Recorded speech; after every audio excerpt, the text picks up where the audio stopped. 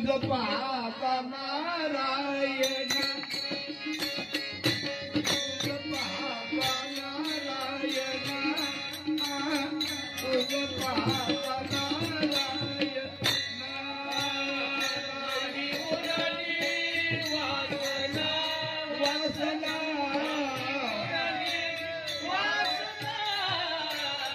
तुझ पाहता नारायण तुझ पाहता नारायण तुझ पाहता नारायण उरला नाही भेदा भेद उरला नाही भेदा भेद उरला नाही भेदा भेद उरला नाही भेदा भेद झाले शुद्ध अंतःकरण झाले शुद्ध अंतरंग तुझ पाहता नारायण तुझ पाहता नारायण तुझ पाहता नारायण तुझ पाहता नारायण